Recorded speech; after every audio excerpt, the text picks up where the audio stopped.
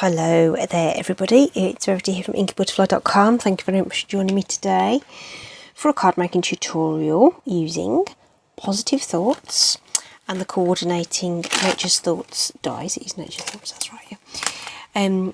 This set is one of my favourites. It's one that's been in the catalogue a couple of years now. And it was it's one of those sets that doesn't get used that much. I haven't seen many samples around recently, but I thought I'd revisit it. I really like it, particularly this lovely butterfly, and this sprig is really nice, and we've got some beautiful sentiments to go with it, and then the coordinating die set, unfortunately not available as a bundle anymore, but nonetheless very worthwhile getting to coordinate with the stamps. And then I'm using this Sale-a-bration set. This is a set that you can get for free with a qualifying order of £45 to build a little bit of a background behind the images that I'm going to use from the other set. Okay, so let's crack on. I've kind of gone with a monochromatic feel using the blues with the vanilla. So I don't use vanilla a lot, but I thought it was going to be nice with this because I do feel like that stamp set, the Positive Thoughts stamp set, has sort of a vintage vibe to it, and I think the vanilla lends itself quite well. So everything's Night of Navy apart from these background images which are actually balmy blue. So so not a true monochrome, but certainly blue tones. Okay, so I thought I would pull out Merry Merlot to make the sample with you today. So Night of Navy is actually in the Neutrals collection, which may seem a little odd, but it is a very versatile colour.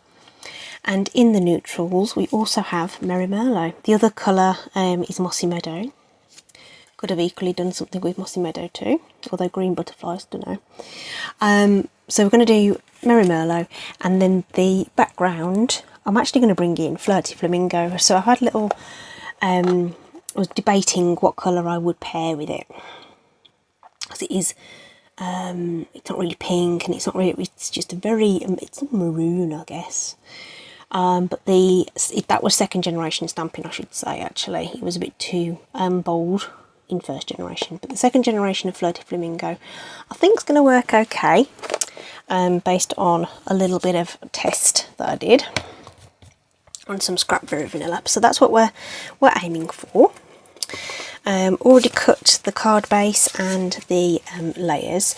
So the vanilla layer needs to accommodate the 6 circles on the background, and I've made this 3 1/4 by 5, and then we've got the Merry Merlot piece, which is just 1/8 of an inch bigger all the way around. So we've got a bit of a deeper border, which is lovely. And then I've just got some scrap vanilla cardstock to do stamping and die cutting on. Alright, so first things first then, let's do the background element here.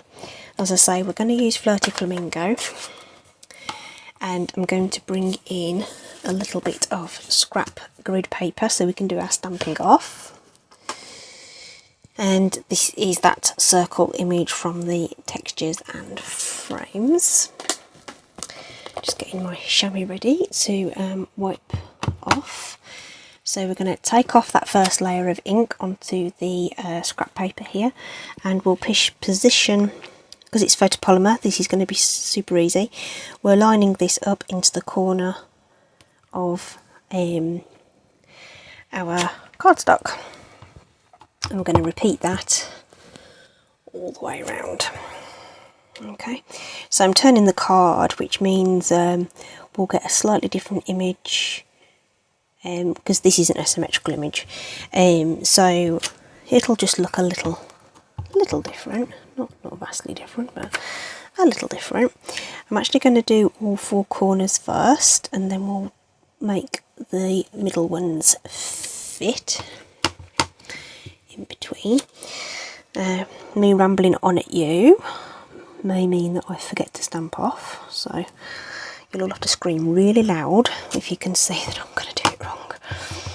2 more to go. Stamp off. Oh, we've just picked up a little bit of a hair on there from somewhere. So just re-ink that. Stamp that again. And right, I'm just going to pop that between those 2 images that are already there. Hope my top of my head wasn't getting into shot there. And then we'll go around once more, stamp off, stamp off. There we go. And do the same on this side, and that's our little background piece done. Okay, isn't it fun? Okay, just got a little bit of an extra splodgy splodgy there, but maybe that will be hidden if we rotate it round. But I'm not going to worry about it too much. It's kind of a the style of the stamp kind of covers it really. Okay, so that's ready to layer up when we're good to go. Bring in the Merry Merlot and our scrap cardstock. I'm going to stamp the sentiment first because I want to line it up along the bottom. So the stamp I've already, because I've already used it, I've already lined it up using my grid paper and the straight edge of the stamp. So I'm just going to use the edge of the paper there. You can put some, I'm just going to put my foam mat underneath there, just so I've got a line to work to.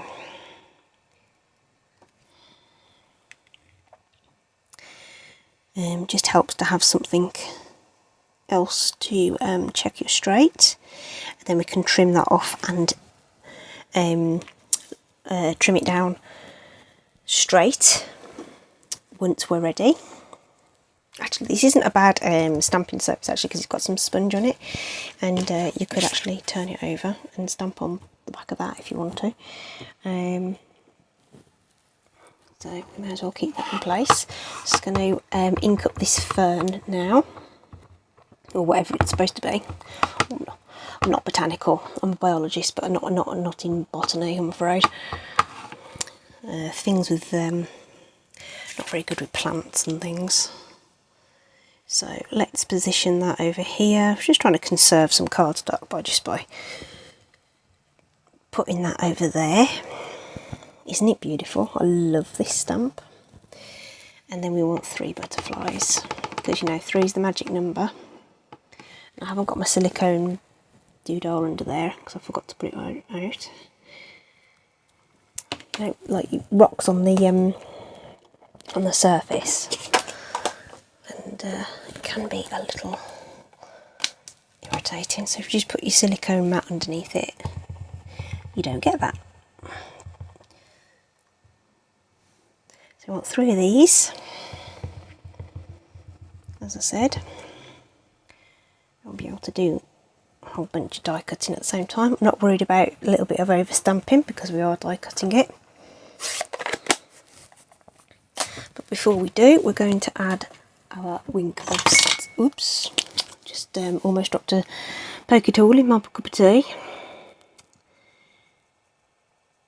We're going to use the wink of Stella just to pull out some of that colour into the butterflies. So because the ink is quite intense around the edges, that will pull out into the main image quite nicely. These darker inks, perfect for this kind of technique where we just bleed out those lines. Actually trying to do that rather than on this occasion. Usually it's the last thing you want to try and do is make your ink run, but on this project that's exactly what I want to achieve. Slightly different effect every time, and butterflies aren't identical, so that's fine too. So hopefully that picks out. I've done this a couple of times recently and it's just such an effective little technique if you're looking to, one, add a bit of colour in a different way. So you could use a damp paintbrush in exactly the same way if you didn't want the sparkle, but you know, who doesn't want sparkle, yeah? So let's just grab the paper trimmer, and we'll just deal with the, oops, that's my microphone cord, sorry. We'll just trim our sentiment down first. So I am going to line it up in the track. I know it's mostly straight along the edge, and you can kind of confirm that with your trimmer because you can see it appear. So I'm just making the tails of those letters there, they've just disappeared underneath the cutting track, and I'm going to do the same along the top. So I'm going to make the F just disappear, only just, and trim that down, and it comes out to approximately 3/4 of an inch. And then I'm just going to eyeball, just cutting down the edge there, somewhere about there. The other end we're going to cut with a banner punch.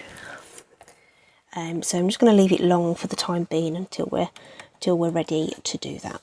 Okay, so that's nice, neatly cut banner there. So that's ready to go. And then these elements we need to die cut. So in the set we've got the coordinating dies there, so we'll need one of those and one of those. So obviously we'll have to send the butterflies through 3 times, but it really won't take long. It's very quick. If you're just doing small images, you can run them through very quickly. Just a quick backwards and forwards. You don't have to roll your entire plate through. You just need to roll it through enough to cut the image you've got. So we'll take those down, just a bit of low tack washi tape that is, that I'd got hanging about.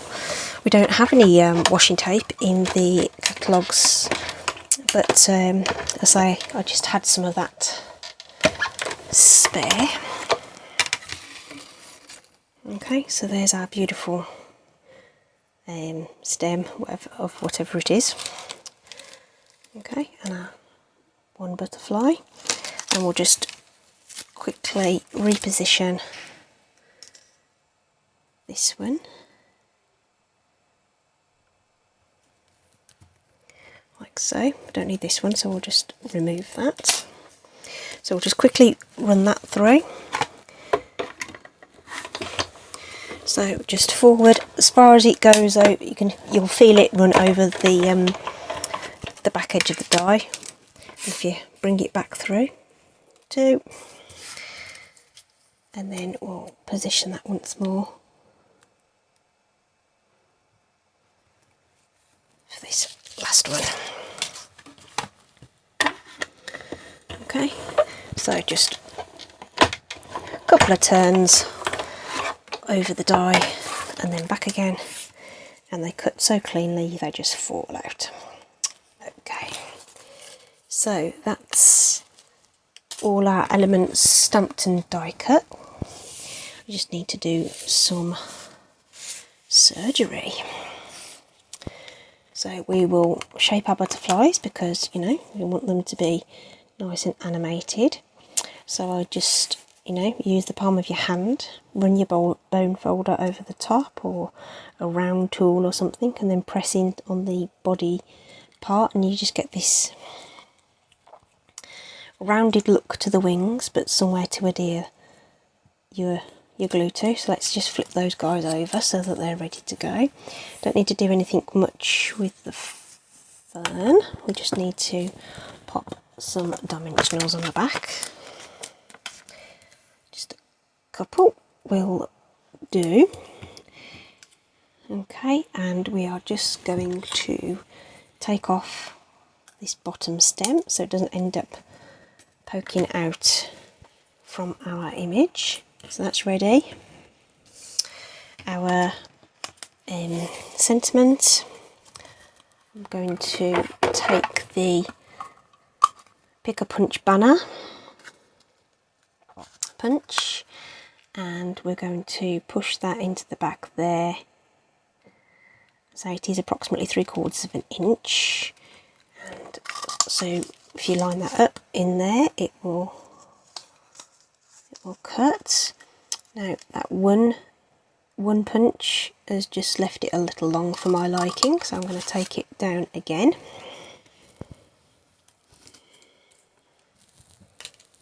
Because you can. Just close that up and put that away. And we're going to want double height dimensionals on this one.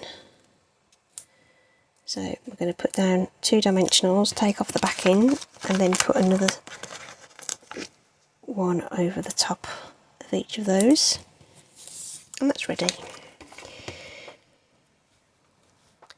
And then we can put together these layers. So just line that up with our Merry Merlot border. Before we put that on, we're going to wrap some ribbon around. So I'm just putting some seal across the back there, and that will help us secure our ribbon. Okay, so the ribbon's going to sit kind of across this join between these bottom pieces here, and I'm bringing in this ribbon whose name has just escaped me. Let me just grab the roll. I think it's something like scallop lace ribbon or something. What's it called? Yes, it is scallop lace ribbon. Lace trim, actually. So we're going to push that across there, and because I'm fussy about these things, I like to have the scallops so they're even on both sides. So, or thereabouts anyway. I've just made that slip, but oh, that's come undone. There we go, that's worked out better anyway. So we'll just secure that along the back there, and then we'll do the same with another strip. So I'm going to have the flat edges touching each other like this, so that I can make a little bit of a longer, wider, I should say, wider ribbon.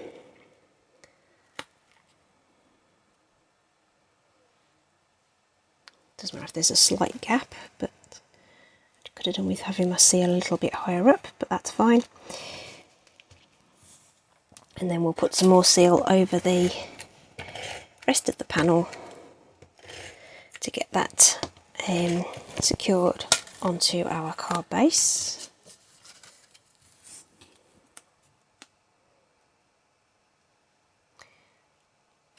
Ideally it'll be straight, of course.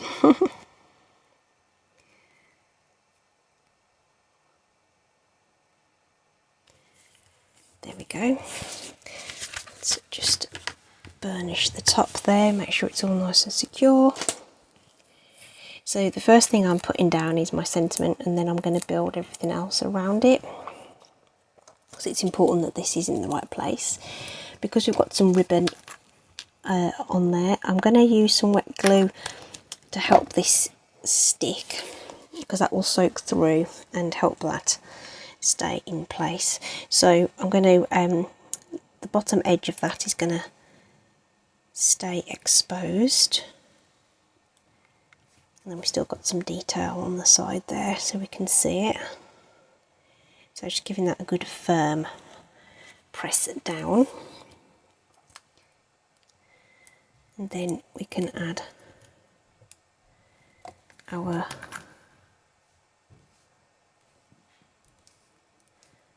foliage thing.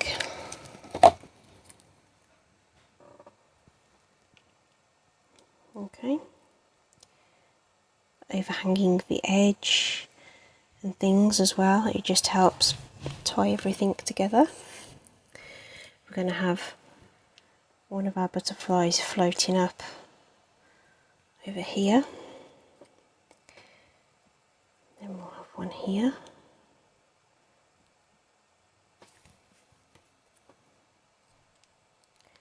and one down here. Trying to make them sit at different angles just so that they look a little bit more random. So that one's a sort of more straight. There we are. Obviously those will take a moment or two to dry. Just going to give those a bit of a press with my pokey tool. Not going to add any more gems or anything, but of course if you wanted to you could. And that's it, we're done. Isn't that pretty? I think the Flirty Flamingos worked out okay because the bled out pink actually from the Merry Merlot doesn't matches quite well actually. as it happened. That was a complete fluke, didn't know that was going to happen. So what do you think? Cool, huh? I think it would look good completely in neutrals, you know, make it really vintage looking, you know, sort of crumb cake, early espresso, that kind of thing. I think that would look very nice as well. So there you go. That's Positive Thoughts with textures and frames in 2 colourways for you. Links are in the description. Please do like and subscribe. Stay safe out there, won't you? And I'll see you again soon. Bye.